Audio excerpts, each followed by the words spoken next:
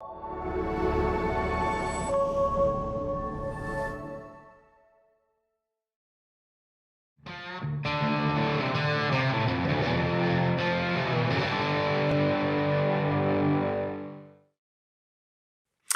to HeCast, the official podcast of He Changed It. As always, I'm Mike Chisholm. As always, I'm excited to be here and to talk a little bit about the world of men and the world of mental health and how they converge with each other. If you haven't downloaded the He Changed It app yet, what the heck are you waiting for? Go to HeChangedIt.com. You can find or look for us in whatever app store is your technological persuasion. You can find out all about He Changed It, everything that is going on, and this movement that is being created within this world.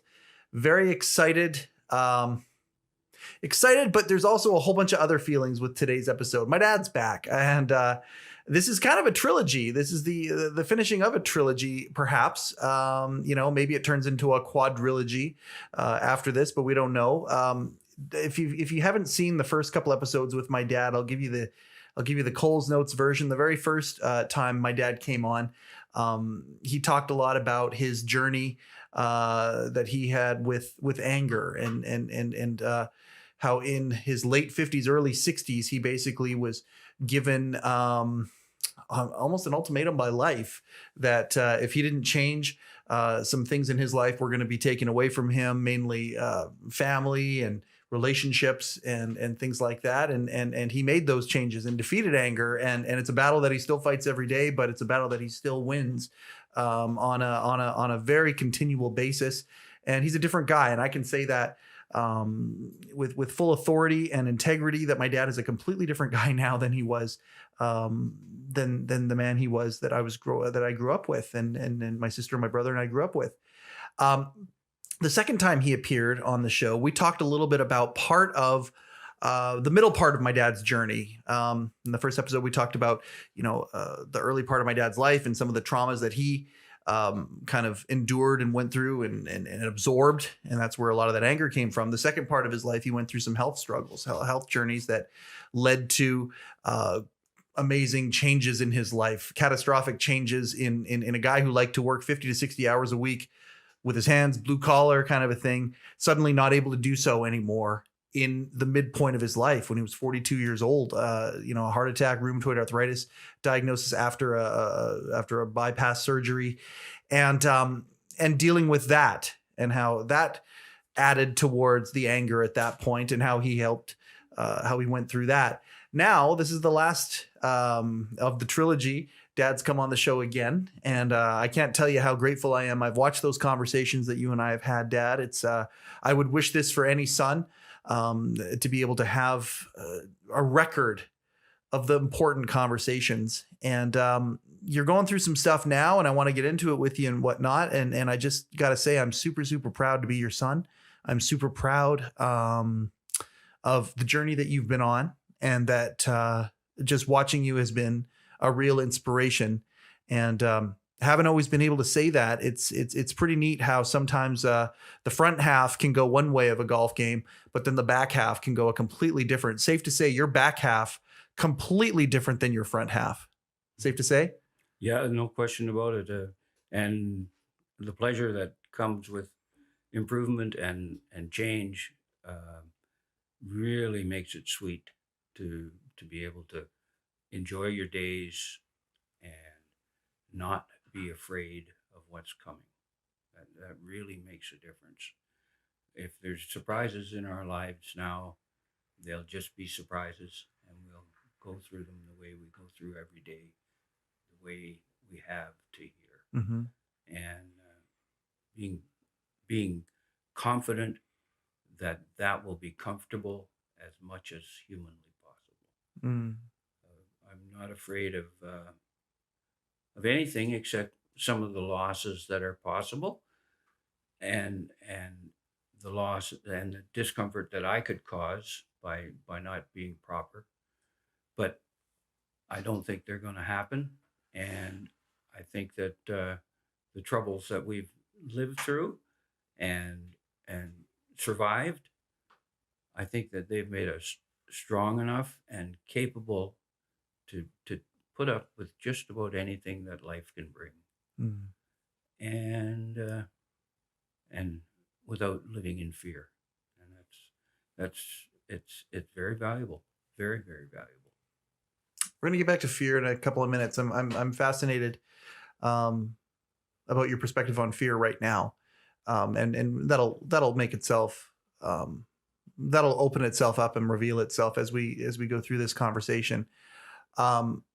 We were driving here. I picked you up from the muffler shop, and it was cool because it reminded me of memories of growing up with you. And I mean, I've talked about the anger issues, and there was always a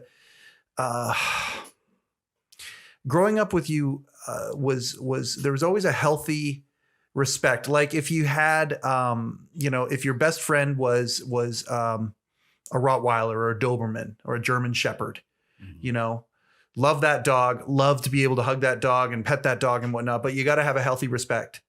You got to make sure you act in a certain way and don't act in other ways. And if you say or do certain things, you don't want to ever set the dog off. And that was the anger stuff. That was the when the yelling would happen and things like that. But that being said, the good memories, the flood of good memories, and one of the things that I used to always do, as I was growing up, you would hang out at this auto body shop, and you had a buddy who owned an auto body shop, and you and a couple of your friends would hang out there, and you do extra work on the weekends and the evenings, and sometimes because of some of the customers of that auto body shop, that would lead to crazy adventures. You all work on this pontoon that was part of a Beaver aircraft, and suddenly for a week you're up in the Yukon at a world-class fishing lodge because you guys helped out with the fleet of float planes that they had and some of these things. And I would always ask, because the body shop was downtown in Kelowna, and the cars that would come into this body shop. I mean, I saw a Gullwing Mercedes, which made me fall in love with Mercedes-Benz, because of this body shop. And I would go down, I would listen to you guys. At that point, I'm a little kid. You guys are old guys, and you're BSing back and forth, and they're talking the way that guys do. And those are some of my best memories. And I would tag along with you. You and your friends all had scouts. A bunch of you had scouts, and you had your scout, and I would tag along with you and go to any places that you needed to go. And I'd kind of be on your hip, go to the muffler shop. Jerry's Mufflers, been around forever. I've been there 2 or 3 times in my life with you, and I came to pick you up from Jerry's today. Yeah.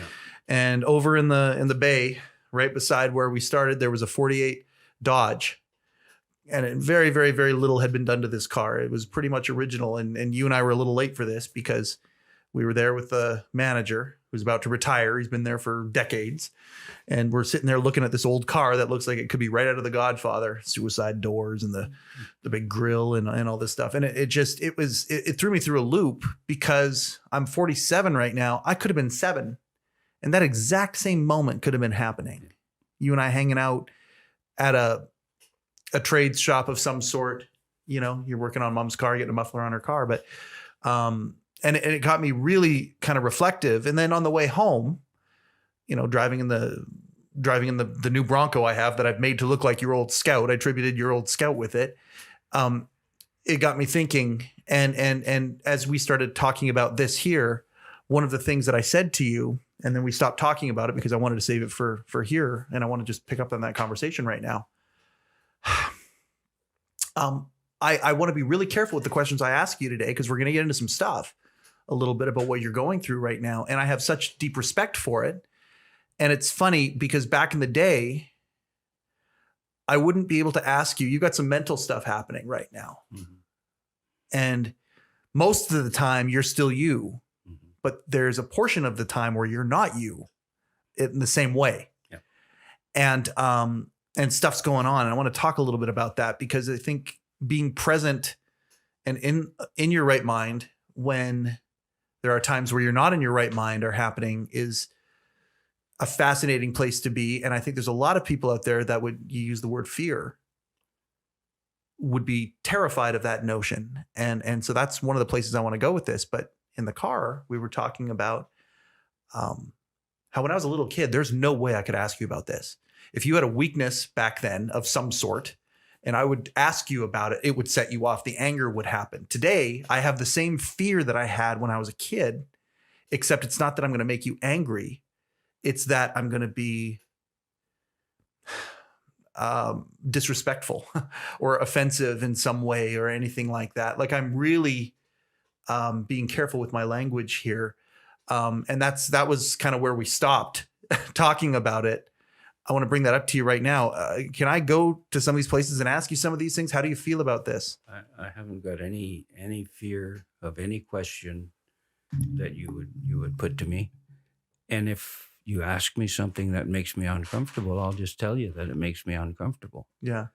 And there aren't any things happening to me that aren't normal. They're not necessarily nice and they're not fun, but they're normal. And if I take it right and behave the way that I think I can and roll over some of the terrible thing, well, not terrible, that's wrong.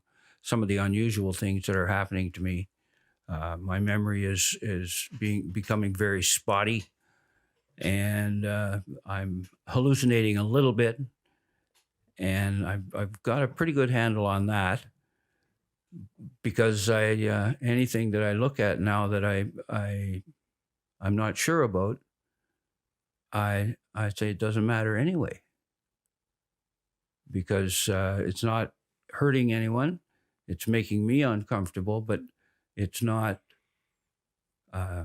breaking the family up or causing distress more than the fact that it's happening. Mm-hmm. It's not spreading from that. And I'm so fortunate with my wife, who, you know who she is and you know how she makes things work. Mm-hmm. And she does. And she takes the sting out of almost anything with her goodness and her giving and her caring. I mean, that's who she is. And I'd rather have these things than some of the things that could have happened to me over the years. I mean, I survived 2 or 3 medical things that lots of people don't. And I'm hoping that anything that happens from here on will fit in with our lives. Mm-hmm. And it's not just me. It's for everybody else. Mm-hmm. I'm not afraid. I'm sometimes uncomfortable, but I'm learning to realize that that's just a feeling. It's not damaging. Mm-hmm. And fear can be a feeling too, and it can be damaging, but this isn't that bad. And I don't have a prognosis that says I'm going to get really bad or anything like that, because it's early days and I don't know enough about what's happening with the brain and the other things that are involved in this. And it takes time to get all the information you need to get together, and then look ahead a little bit and look behind and see where you were then and where you expect to go. And it's not nearly as fearful as it used to be. I mean, it used to be that people would have changes in their life that were not reversible. Mm-hmm. And were not treatable, and they didn't get treated. Mm-hmm. And that isn't the case nowadays.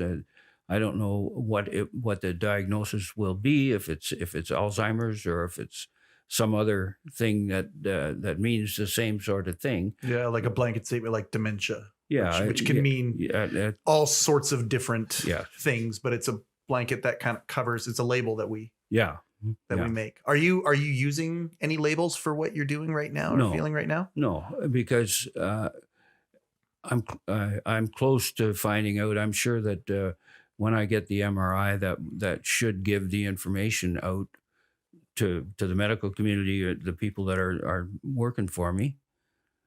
I will get a diagnosis, and then whatever treatment is practical and possible for it will be put in place. And it's not a situation where you can move fast. It's not a cut or anything like that. This is something that's been happening for forever in the human race, but we have some opportunities to change things in that nowadays, where there didn't used to be any 50 years ago, you know. Yeah. You speak about mom, and I mean,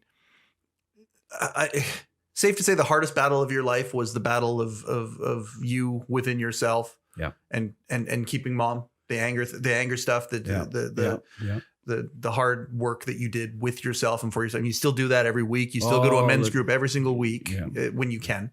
Yeah. But for the most part, if you were to take all 52 weeks last year, the vast majority of them, you were there. Yeah. You know, so it's work that's never done. No, I've changed, but I'm still me.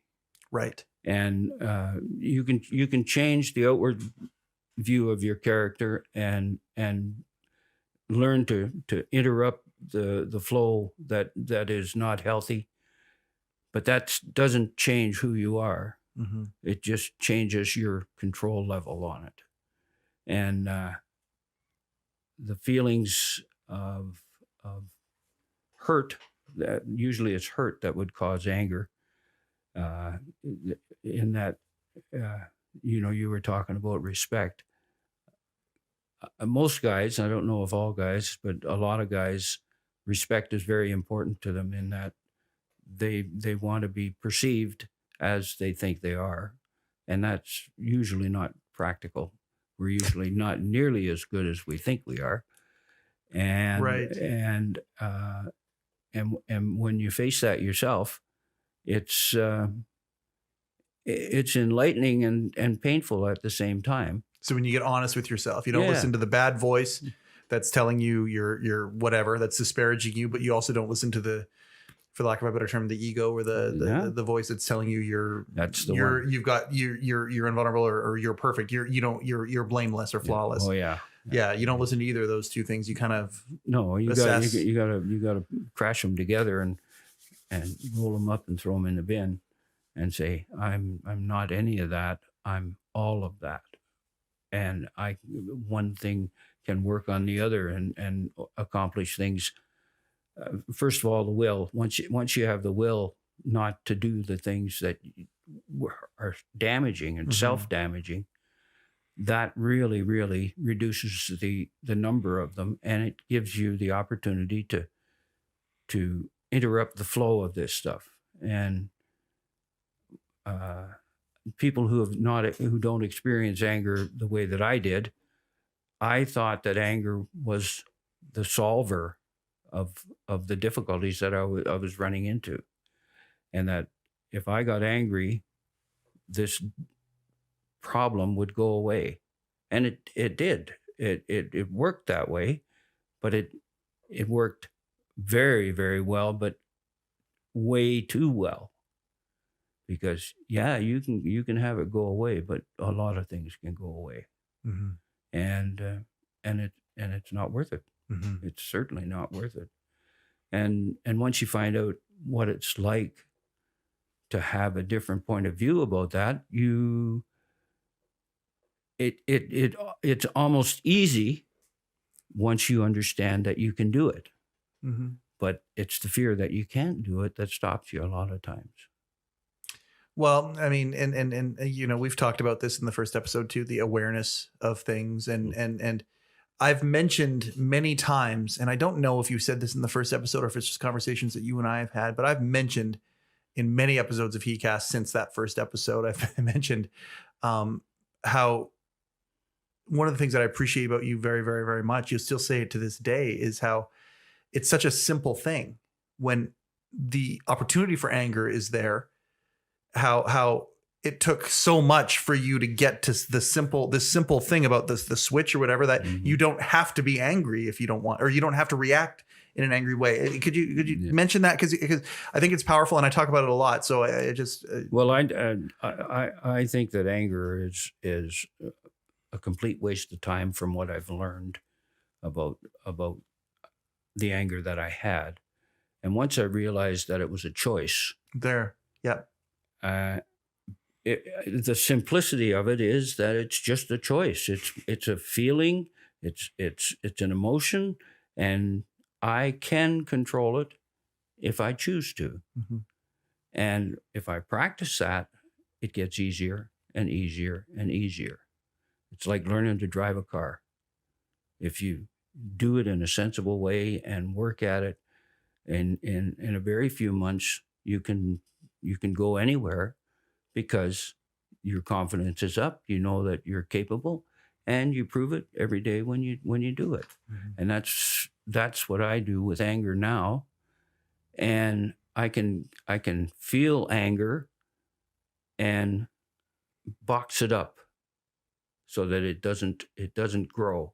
And which is different than bottling it up and putting it down inside. You're not doing that. No. You're not I'm not saving it. Okay. I'm not saving it, but I'm limiting it in that it can be recognized by me, but there's no reason for it to be recognized by someone else, because the anger is at me for not being capable or not doing my homework or not doing what I need to do in order to get through a situation like that. So you're processing it basically internally and just and it's really a feeling of success when you do it. So you're giving yourself a little kick, but a pat on the back at the same time, because it once you get to the point where you recognize the change yourself, it doesn't matter if anybody else recognizes it.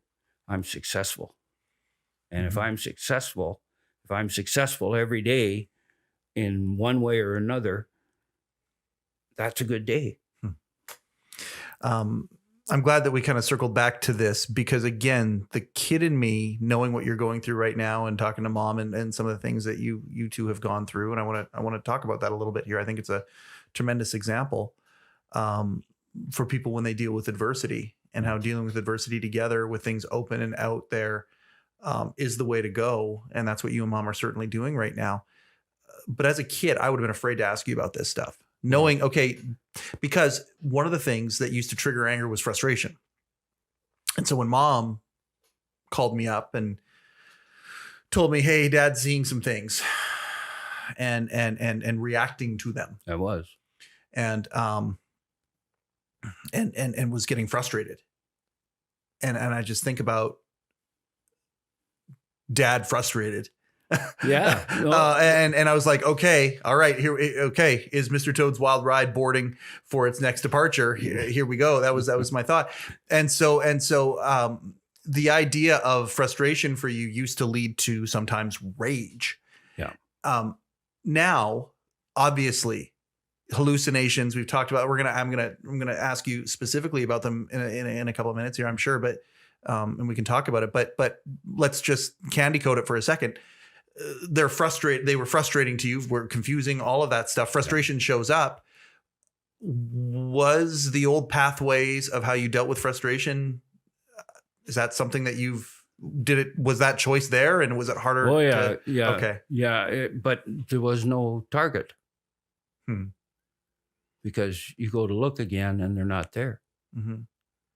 And the frustration was that when you did see them, or you did imagine people where there weren't people, if you tried to deal with them, they didn't deal back.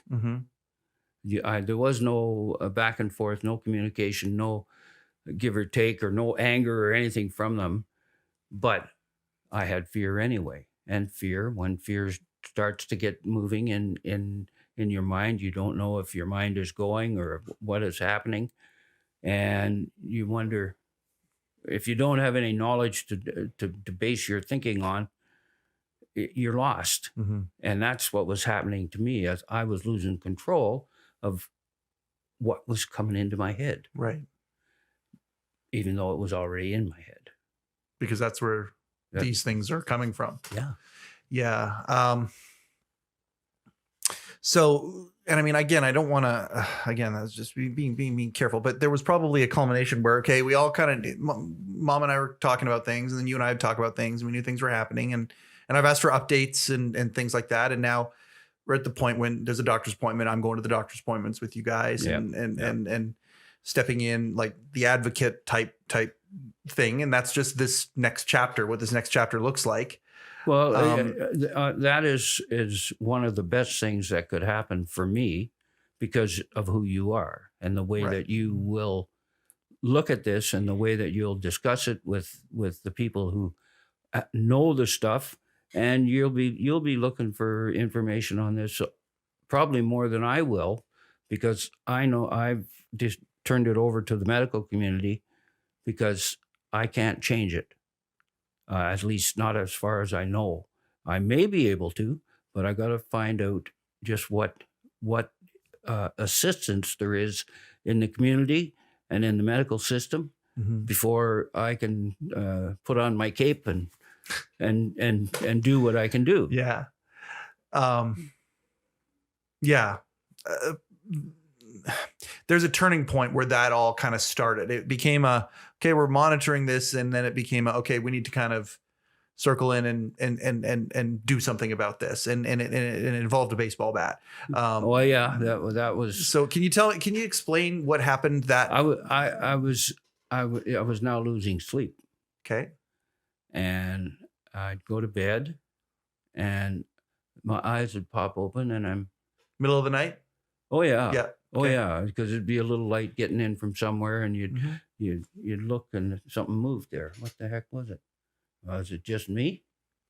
Because there's lots of doubt involved in all of this too, and that there had to be something. I saw it. Well, since you're a little kid, like noises in the house at night and all that kind of stuff, right? Like that's something we've all dealt with, but suddenly it's different. It's different in that I was seeing full-size people who were ignoring me in my bedroom.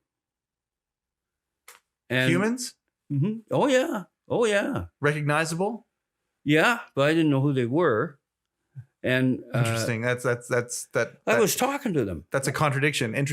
Yes, I recognize them, but I didn't know who they were. No, because I did. But familiar though. Yeah. Probably because they were there.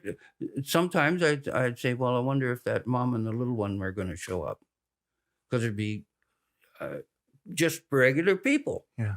And why are they here? Like there's nothing here. But not people from the past, not people from not people, but still familiar. Yeah. Okay. But they didn't go away when I tell them to go away. They didn't pay any attention to me. And that was very frustrating because I had no control, and when I woke up, they wouldn't pay any attention to me. And you're awake, you're conscious, I should say. Oh yeah. And I'm sitting there looking at them and saying, "What are you here for? What are you? What's happening that you can come and go the way you do?" And I knew that it was my imagining, so I wasn't fooling myself and pretending. But there was just it was like you walk into a different room that you've never been in before, and you look around and you see something that, gee, should that be there? You wonder. Yeah. And then you decide, well, I'll leave it alone unless I have to do something about it. And that's where I am now. But I've got the medical community looking now. So let's go to the baseball bat story, though, because what happened was I have this little junior baseball. Well, it's even aluminum though, like the no, it's wood. Okay, it's wood. It's okay. An old one. It's a bonker. I picked it up at a garage sale for a bonker for fish. Sure. Okay. And I had that at home, and I've had it for years and years and years, and it was just something that would sit in the corner, and it would give you a little comfort. If there was some strange person trying to get in the house, he would pay attention to it. Yeah. And not that it was ever used for anything or had it there for years. Oh, yeah. Yeah.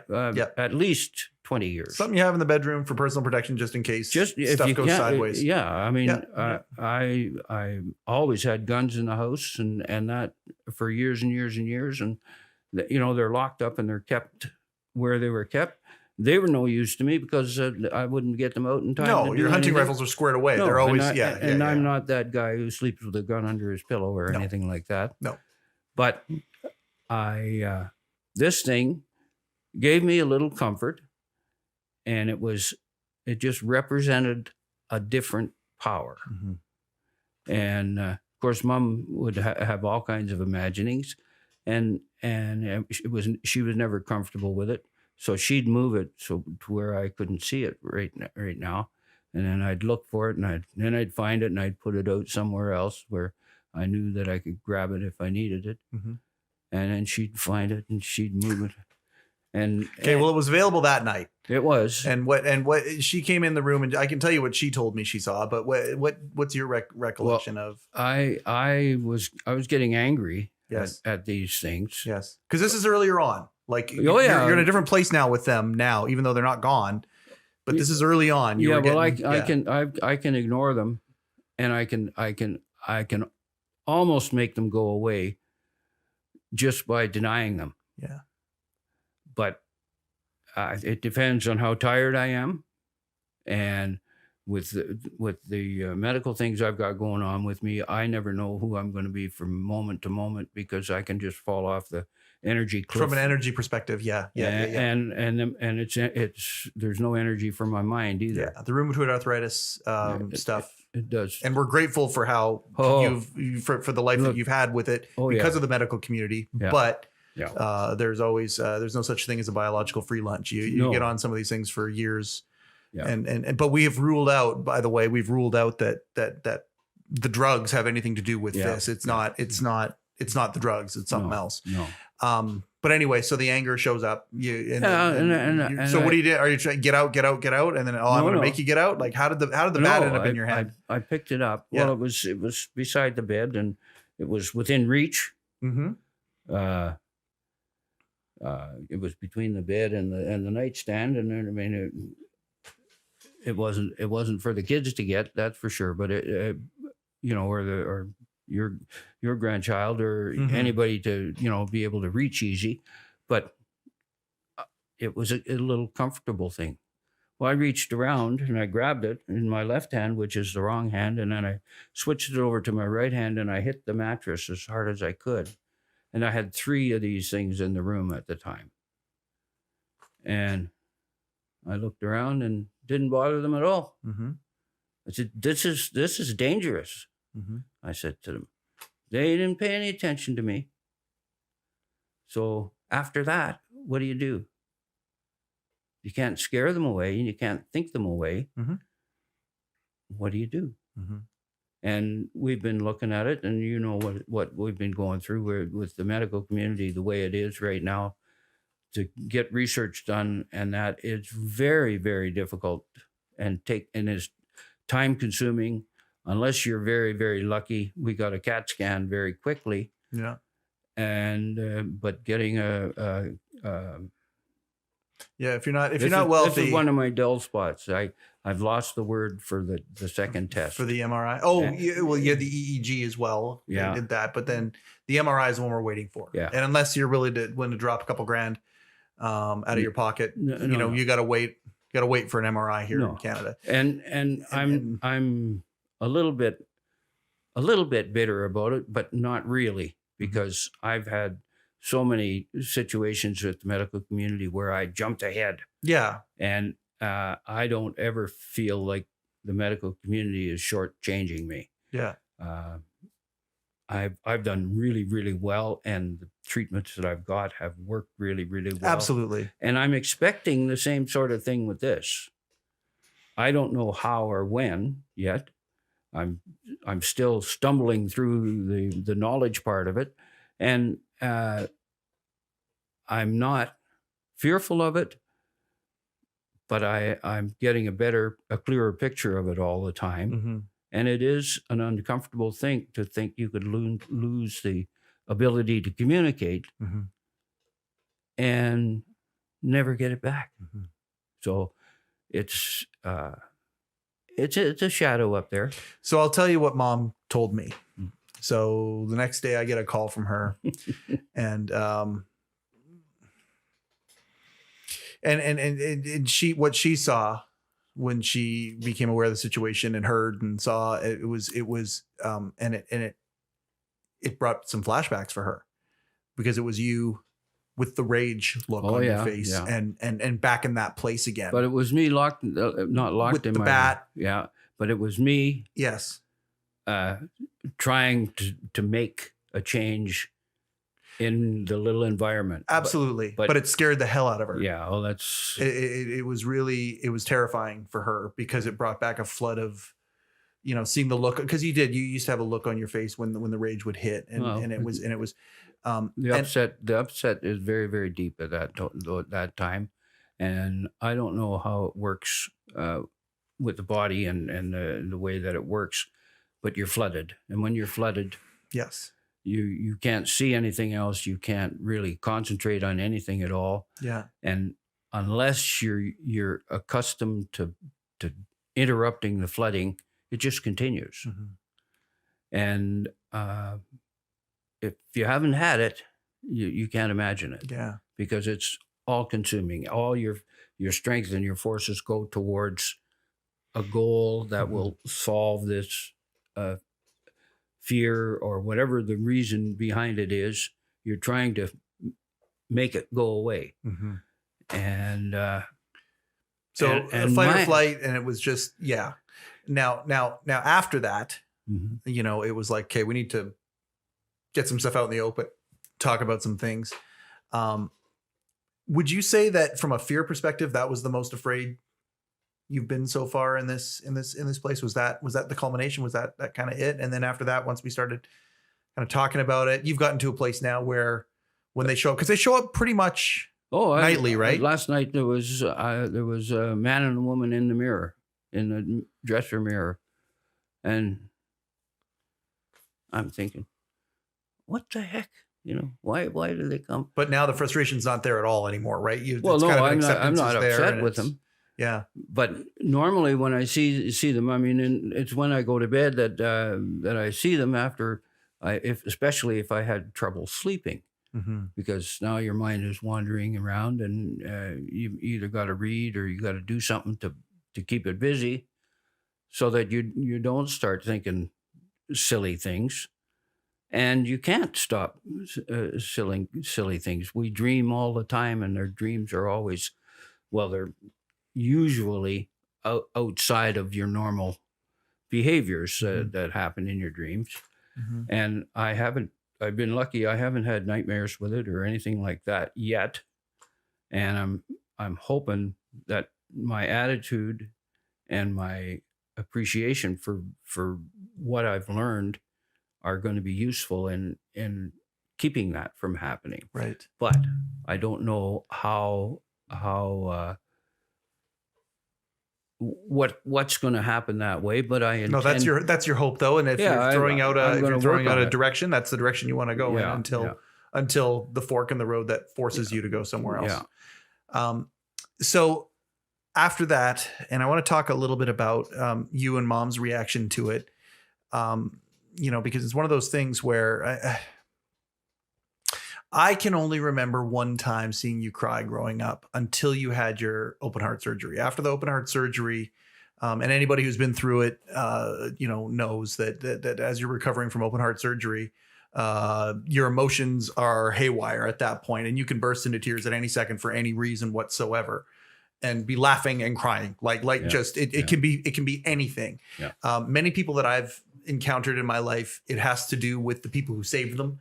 For you, like after you had your open heart surgery, anytime there was one particular nurse who was there that you connected with, that when, for the first couple of weeks after your surgery, you mention her name and suddenly you're just like, it's like you're thinking a nice soft thought, but you can't control it. And so it just turns into the overwhelming emotion, which is tears in that case. Yeah. Laughter is another one. Yeah. Yelling can be another one, but it's never very far away now. One of our best family friends lost a daughter when I was in grade, I don't know, I must have been grade 9. And I came home from Big White, our local ski mountain. I'd gone with the school. I came back around 8 at night, and you had told me that Carrie had passed away, and you'd cried. That was the only time I ever saw you cry when I was a kid. Mm. And I mean, I can put myself in that place right now because, again, you talk about the stigma. That was just not something that Dad did. Mm. That's not something that dads do, but especially my dad. Was kind of the thing. Now, thank goodness that has that stigma is going away. My granddaughter has seen me cry. Last year, my friend Rick passed away. She was asking me about it in her 4-year-old naivete and doing her best. Just doing. Oh no, yeah, she just asking me about my friend Rick, and I lost it right in front of her. And she hugged me, and she has seen me cry. She's seen her dad cry. So it's a different thing now. Yeah. And I've seen you get emotional as we went through our healing, as you healed going through the anger thing. You and Mom had a moment, and recently, after that night, after it was like, oh crap, I guess it's time to accept our new normal. Yeah. And I want to talk about that a little bit because she described it to me, and then you described it to me, both in separate encounters, and you both had very similar things to say just from your own individual perspectives. How important is acceptance when your body is going haywire, especially in your brain, and you can't explain it, and the medical community hasn't given it a label, you haven't labeled it, you don't know what it is. Uncertainty is everywhere. Yep. Change is happening, and we as humans many times don't deal with change very well. No. You're pretty stoic about it. You're pretty zen about it. Well, and you've gotten to this point. You and Mom had this moment. Can we talk about acceptance a little bit with this and how you and Mom? Well, the learning experience that I've been on for the last 10 years, I've these kind of moments where you really look at what your situation is, and you admit it in your heart and in your head, and you say, well, what can we do about it? And there aren't a lot of answers. You say, well, how are we doing? Mm-hmm. And how we're doing is what's important to us. It's not ending or changing or doing that kind of thing. It's not being in control. It's accepting what is and living with it and doing that. And that's what we do. And my wife, as you know, is capable of deep, deep emotion. And she gives 100% all the time. And when something is going to interrupt that, she can be a tiger if she has to. Mm-hmm. But she's the most loving tiger that anybody would ever run into. Yeah, my mom's a low-flying angel. Yeah. Yeah. And when I see her hurting, I hurt. And it's really easy to give up a part of yourself to try and help. And that's what it feels like to me when I recognize that the pressure is hard on her, and that we've got to talk about it, and we've got to recognize what is practical and what we can do and what help there is and how do we get it. And we've got a very different idea of what we can talk about with anybody and that kind of stuff, because that's our information source. It's people. Mm-hmm. And there's lots of stories that you can run into where people did very, very well at this kind of thing. And there's lots of stories where they don't. Mm-hmm. And I've got some of those in my past that I was aware of and that really, really made me sad to see people change the way that they can change. And my wife and I talk about these things, and we put them into the same kind of perspective that we have the other things that have happened to us. I had heart trouble, and that came out of nowhere. The docs couldn't find anything wrong. Then I had a heart attack, and it was the big one that could have killed me, and it didn't. I got to the hospital and got treated right away, and within a month or so, I got surgery. I mean, these are gifts that they weren't around 40 years before I needed them. Yeah.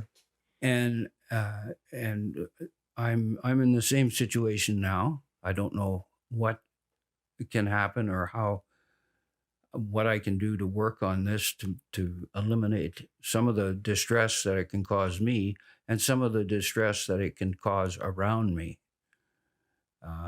I'm going to learn how to have somebody just say, shut up, because I might not be saying sensible things. And I'm not regretting that or fearful of it. I have to have that because otherwise I'm giving up the rest of my brain if I don't learn to stop. So you're getting in the passenger seat. Well, yeah, that's a part of it, that kind of stuff. And Mom doesn't believe it, but she doesn't like to drive. She's not real big on driving, but part of the problem with that is I meant the metaphysical passenger well, seat. I mean the real thing, because the real thing is a real problem. If all of a sudden we live where we live and I stop driving, anywhere we go is downhill and uphill. Mm-hmm. And Mom doesn't necessarily like downhill and uphill, especially if there's snow or anything like that. Yeah. No. These are practical. Real practical. And I'm thinking about these things and making decisions about them way before I have to, so that when I think about it, it's almost a done deal already in my mind. And because I'm familiar with it, I'm going to have a much easier time adapting to it. Mm-hmm. And I actually practice adapting to it now by going out and starting the car and waiting for her, and putting myself in a position where I can't just get up and go. Mm-hmm. And it's just me trying to do the little bits that I can do to make this easier on both of us, and to make it more civilized, and to get over the fact that my independence is going to be really, really cut back. And she doesn't like to drive at night, so that eliminates a whole other feature in our life for social things.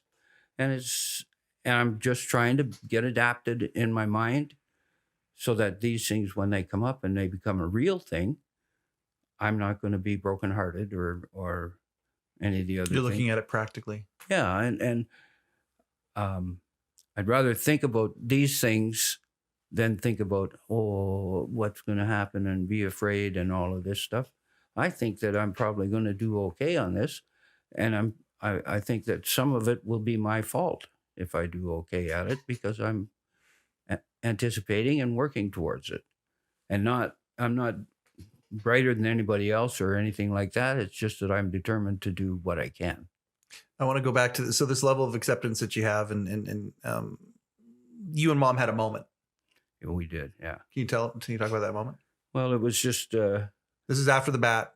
Oh, well after. This is a few days after. A couple days after. Yeah. Okay. It was and the culmination probably of the result of the bat. Oh yeah. Well, I knew that it was going to be talked about different than it had been, because she was fearful, and I could tell. And the next day, I said, "What'd you do with the bat?" And she said, "Well, it's in the bedroom. I haven't looked for it. I don't know where it is." And it's not that that there's any reason for it, but she's in charge of the bat now. I hope she can swing it hard. Okay, so what happened the day after that? Like, well, I want to talk about this moment, because there's a lot of guys who don't have these moments with their wives, and I think it's a. Well, we were sitting on the love seat upstairs in the living room, and looking out, and I don't know if it was a sunset or what it was. It probably was a sunset, because we get some beautiful ones up where we are. You're in the house I grew up in, and by the way, thank you very much for still being in the house I grew up in. You've given me a gift that I can take my granddaughter up, and I can show her that sunset that I got to see my whole life. Yeah. And anyway, so you were sunset on the love seat in the living room overlooking. And it just became very, very emotional very quickly, because we were envisioning what could happen, how it could be.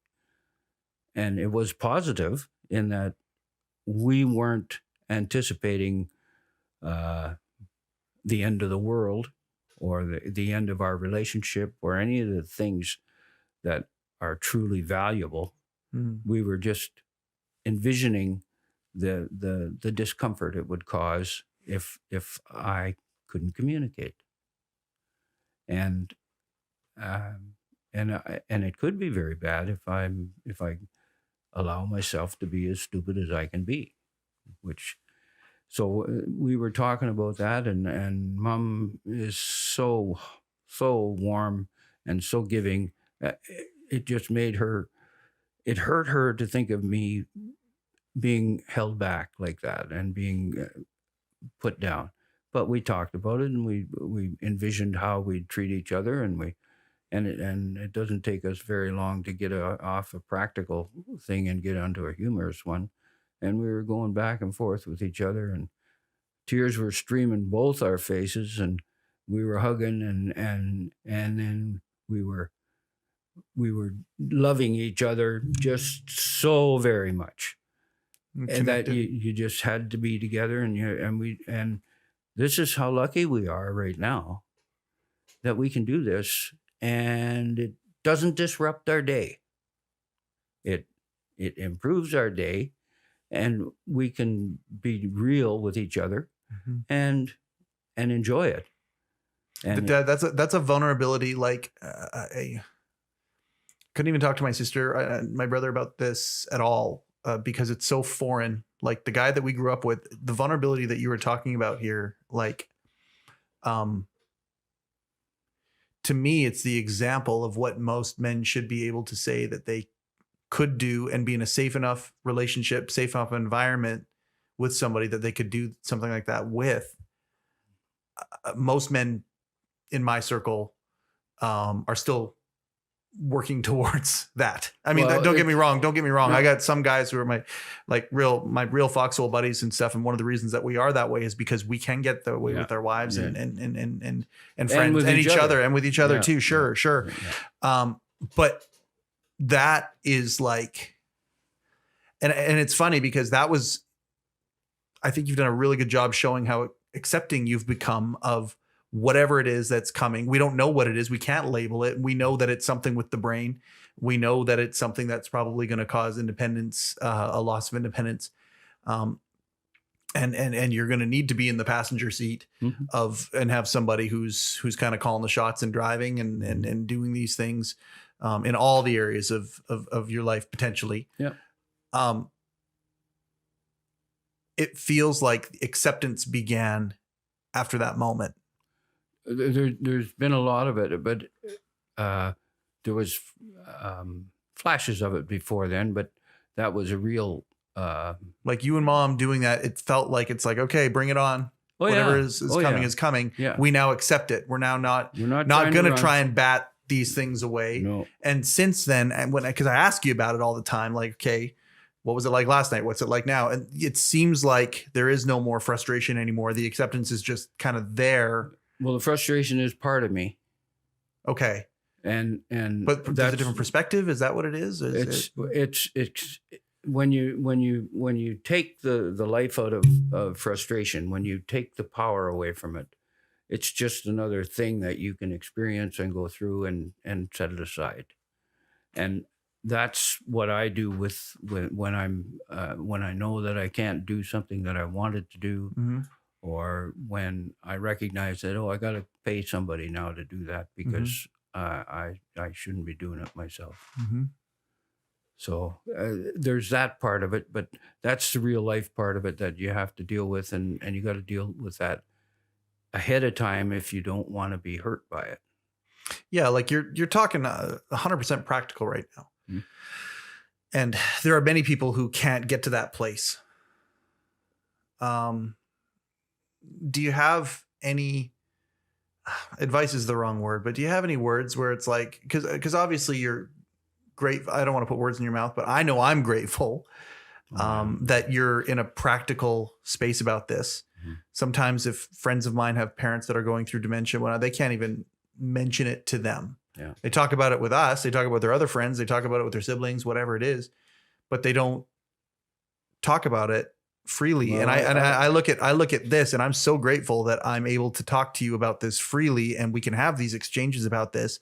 Mom said to me, look, if you're going to have your dad on a third time, it might be worth doing sooner than later, because this really only started within the last kind of 6-8 months. I shouldn't say it's accelerated significantly in the last 3 or 4 months. Well, I don't know. I don't know how much I was defending myself against it before. Like denying, well, not necessarily denying, but trying to work it. keep it at bay or whatever? Yeah, Okay. just trying to deal with it in the moment at the time, and not having it affect me the way it does now. Okay. And mom's concern is that I go like that quick, and where this affects me, all of a sudden next week I'm a different person, because that can happen with. Is that a fear that you have? No, because I won't be part of it. The fear that I have is that she won't be able to do it. Right. Then it's like I'm attacking myself. Okay. And she doesn't deserve the pain or the frustration or the other thing. And we've had talks about that too. And I said to her, hey, if I become a person that shouldn't be out, make sure you put me away. And she says that she will, but that woman has got that great big heart, and she wants to take and help. Yeah.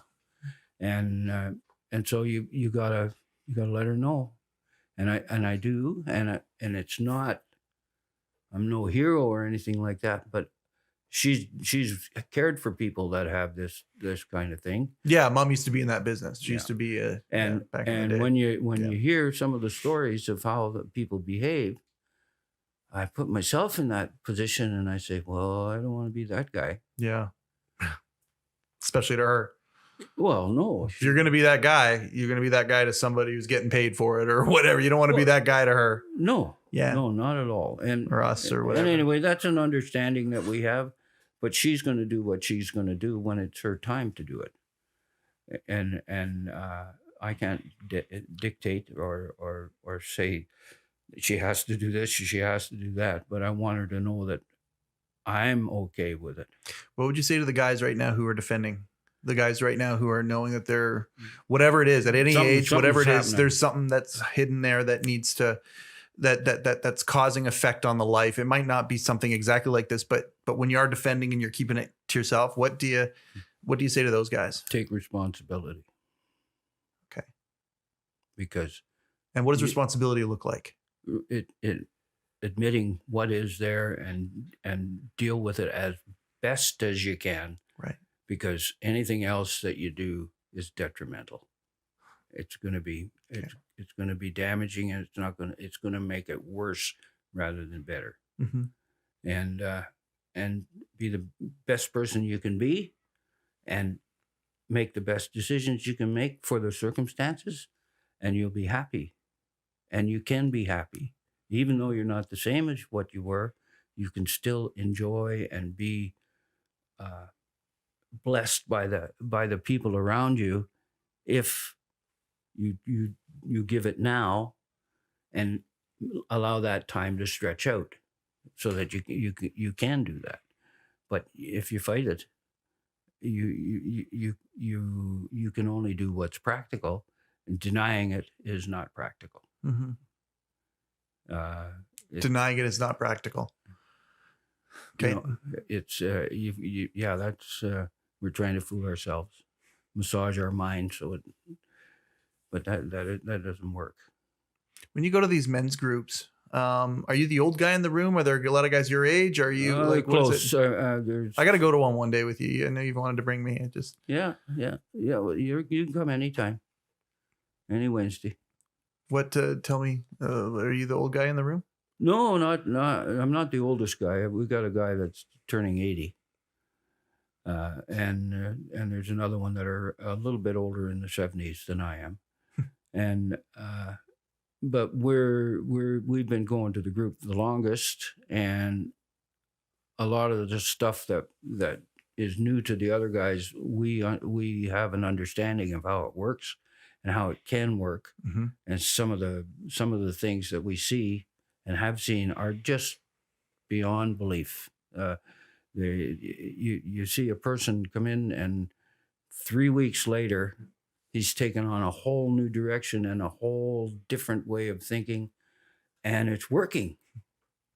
And you say, and us guys, of course, say, well, we did that to you. Take credit. Yeah. Yeah. And Oh yeah, we did that. And this is going to happen. But we do tell them that the changes that can happen are here. Yeah. And it's only because people are willing. Right. And when they get a change in the way that they think, all of a sudden life seems brighter. Everything seems possible. Yeah. And it's truly amazing. It's when I go to these things, I come home lighter than when I went in, and I may have encountered other people's troubles and be concerned for them and worry somewhat for them, but I've been going to them long enough that I recognize if these people go Mm-hmm. and continue to go, they're going to absorb some of this stuff, whether they like it or not, and it's going to affect them. Mm-hmm. In a positive way. Yeah. Yeah. Oh yeah. Well, they won't be able to figure out what's going on.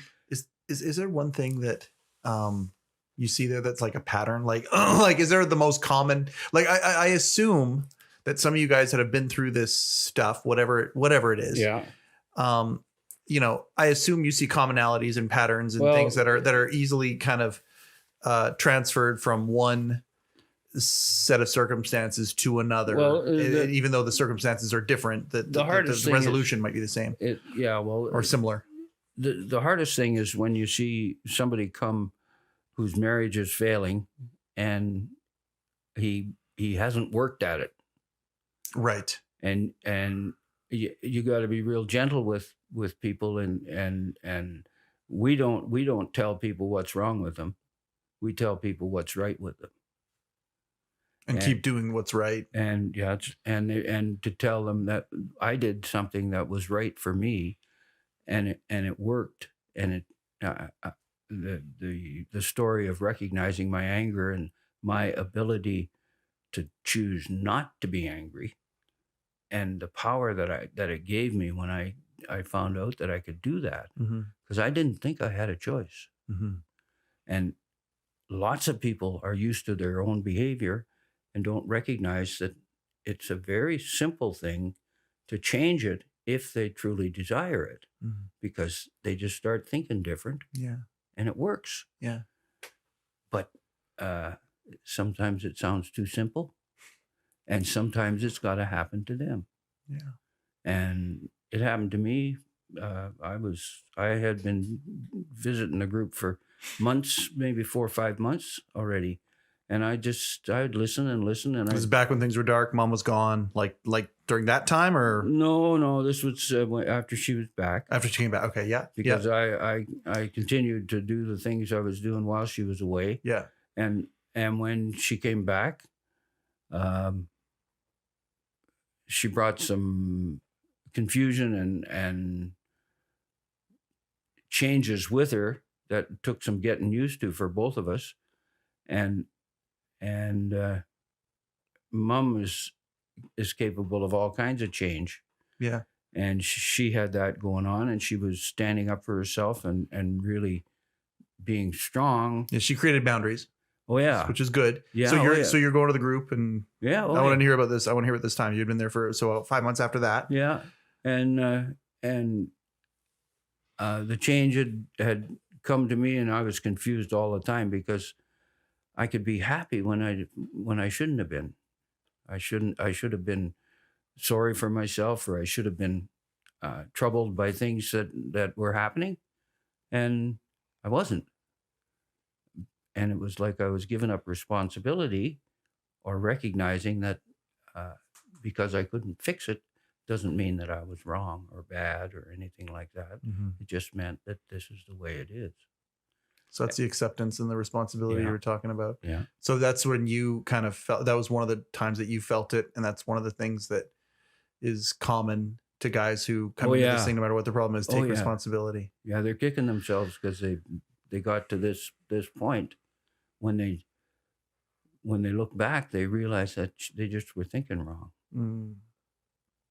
You everything that you're talking about here is summing up everything Candy and the crew are trying to do with You Changed It. I appreciate that, and I don't get involved on purpose, because they got to do what they, and it's got to form from what they are doing and what they mean to do. And I just know a little bit of stuff. They're going to have a whole bunch of stuff. Yeah, like the courses and stuff in the app and whatnot. But it's funny how universally, like I look at the course. I mean, he changed it still a fraction of what it. Oh, You know what the ambition. You know what the ambition is. You know what the goal of the thing is. But I mean, you gotta build it and you gotta get there and you gotta figure it stumble forward. well, I But, think like- that you guys are, Candy especially. She's got the drive to create the organization that works and does. I mean, she's done it, and I think that her in the situation that she's in is really the best person that could be in that position, because she does the details and she is so in favor of what she's doing that she wants to be an answer for somebody, or to be able to present an answer to somebody, and it doesn't have to be scary, and it doesn't have to be forced or anything like that. It just has to be wanted. Well, and I mean, the need is there. It's just a matter of getting but it's funny. I think about the course that was developed between He Changed It and the Canadian Mental Health Association. It's tough to talk. It's in the app right now. And again, everything's in beta right now. There's going to be hopefully dozens more courses like that and all sorts of things as the app expands. Well, but it's so funny. A magnet. It's going to draw. Well, and I thank you for saying that. And we want to take what you're learning now in the analog world and put it into the digital world for everybody to have, and to have it for, prevention in your pocket is what she calls it, right? I love that. That is really good, because that's what I was doing. I was trying to work ahead of myself and learn to recognize when I was in trouble, and try to find the switch to turn that off. And once you find the switch, oh boy, you go click and you say, okay, wow, that's better. That's better. And it is, and it's a feeling of success, because we are the generators of it. And if we can become the controller of it, all of a sudden we've gained power and an ability to change other things about ourselves, and recognize that we have the smarts to do it. I just think about everything that's in this course, everything that I've learned along the way, and how common it is to what you're talking about that you see in this group every single week. And I appreciate the fact that you and Mom could even tell me about this moment that you had, that you didn't defend, as you put it, you didn't deny it, you didn't keep it from me very long, and that sort of thing, that you were vulnerable about it. I know how. I want to close with this. The importance of being vulnerable as a man. It's so funny how it's not indicative. It's not necessarily instinctual for many, if not most men. And I don't mean to generalize or stereotype, but I think the stigma is there for a reason. I think we've all met a lot of guys where vulnerability is nothing. Tight. Yeah. So I want to just finish on the importance of vulnerability. And what it means. Like, if you weren't vulnerable, you wouldn't have had that moment with Mom with the sunset. Oh. If you weren't vulnerable, we wouldn't be having this conversation right now. Never mind the other two that we've had. If you weren't vulnerable, a whole bunch of things for you. And you see it with these guys that come in all the time as a peer, a peer, whatever you want to call it, in this men's group that you go to. How important is vulnerability? Oh, tremendous. It's the grease that allows the wheels to turn and for change to happen, because you gotta see yourself before you can fix yourself. And the only way that is to see somebody else take the same steps that you took, or describe themselves doing it, and continue it to the fruit that you can get from the work of the grower who's taken it on to himself and changed. Yeah. And because a lot of guys will come in, and I mean, we're only a small group, but there's a core of us, about 16 of us, that are are working at it and have been for 5 years or longer, and recognize that us going to this meeting on Wednesday night is medicine to us that we don't necessarily need right now, but we don't know what's going to be there. Mm-hmm. And we don't know what somebody else is going to bring. Mm-hmm. And then when you go and you get a, oh, right. I get what that, yeah, that's a good idea. Mm-hmm. I'll try that. When you get that after 5 years or 10 years of doing this, and we got one guy that he's the longest guy there, and he says, yeah, he says, I'll be coming every night until I can't come. Mm-hmm. And that's the worth of it. Mm-hmm. But it's all self-improvement, and it's all, we're just a cheering section for people doing stuff for themselves. And that's medicine to us who have benefited from it. I'm very proud to be your son. Well, I don't want to tell you how good of a son you are, because you get a sweat. Nobody believe you. Well, thank you very, very much for being willing to open up about this.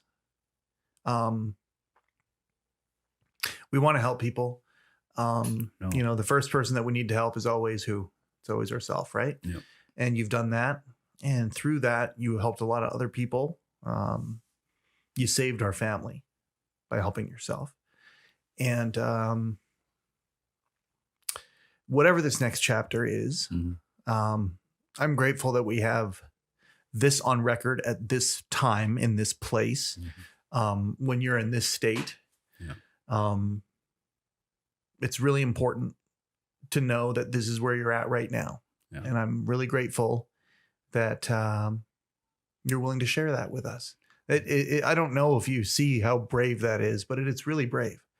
Like, it's really brave. Well, Thank you very much for talking about some of these things, Dad. I've got an opportunity to give my riches to my son. I've seen no evidence of the riches you speak of, but I feel of the riches that you were referring to. So thank you for that. Thanks, Dad. I love you very much. Thanks, son. Okay, so got through it. We did it. Got through it. Give me just 1 sec. Okay.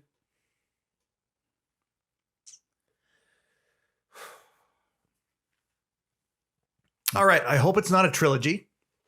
I hope that we do 2 or 3 more of these, and there's 2 or 3 more chapters, whatever those things look like. But that being said,